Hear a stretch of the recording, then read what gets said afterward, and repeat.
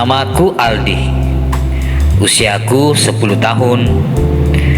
Setiap hari ada satu hal yang paling aku suka, yaitu sekolah. Aku selalu percaya sekolah adalah tempat yang paling menyenangkan di dunia. Tempat di mana kita bisa belajar, bertemu teman, dan menjadi apapun yang kita mau. Tapi aku lupa, di sekolah tidak semua pelajaran bisa kita temukan di dalam buku. Ada pelajaran yang jauh lebih sulit, pelajaran yang sering kali menyakitkan. Saat itu aku sadar, sekolah bukan lagi tempat yang paling menyenangkan di dunia. Sekolah adalah arena, dan aku hanyalah seorang anak yang tak berdaya.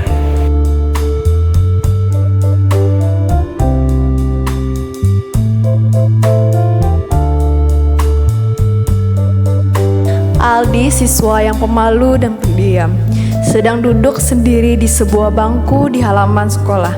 Dia tampak asyik membaca buku. Suasana di sekitarnya ramai oleh siswa lain, tapi dia terlihat terisolasi dalam dunianya sendiri. Tiba-tiba, bayangan 4 orang menghalangi sinar matahari yang menyinari buku Aldi. Ia mendongak. Pandangannya bertemu dengan 4 siswa lain, teman-teman sekelasnya yang sering mengganggunya. Di antara mereka ada Fajar, yang dikenal sebagai pemimpin kelompok.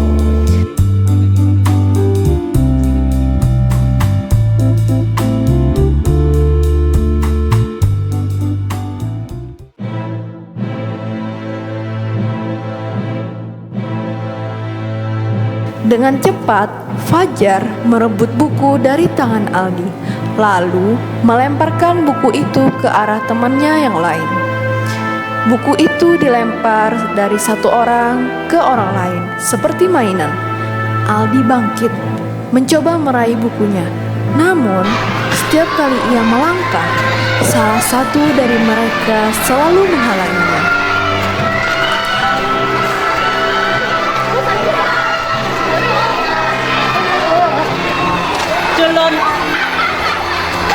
Air mata Aldi mulai menggenang di pelupuk mata. Hatinya perih, ia merasa tak berdaya. Dalam kebingungan, topi sekolahnya juga direbut. Aldi menatap topinya yang kini berada di tempat yang tak terjangkau. Ia hanya bisa berdiri mematung, menunduk, dan membiarkan air mata mengalir. Keempat siswa itu tertawa puas, lalu pergi meninggalkan Aldi yang hancur.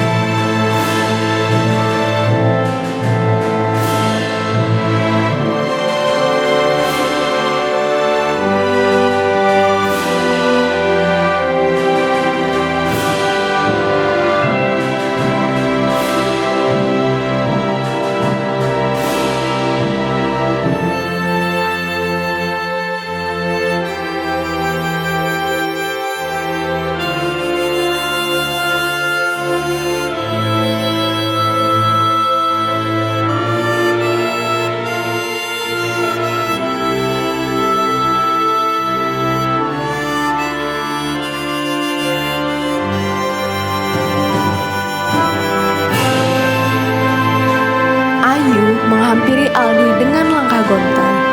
Topi yang ia rampas teman kelompoknya berada di tangannya. Pagi itu, entah kenapa, rasa bersalah menggerogotinya. Bayangan wajah Aldi yang menunduk lesu saat ia mengambil topi itu terus terbayang. Aldi terdiam, tidak langsung mengambilnya. Ia memandangi Ayu, mencari tahu apa yang sebenarnya terjadi. Aldi berjalan lesu menuju kelasnya. Pundaknya merosot, matanya menunduk seolah-olah beban tak kasat mata sedang menimpa dirinya. Setibanya di ambang pintu kelas, ia menghela napas panjang, mengumpulkan keberanian yang tersisa untuk menghadapi hari. Saat dia melangkah masuk, tiba-tiba sebuah kaki terjulur dari kursi barisan depan, menjenggal langkahnya. Aldi tak siap. Ia tersandung dan tubuhnya oleng dan terjatuh.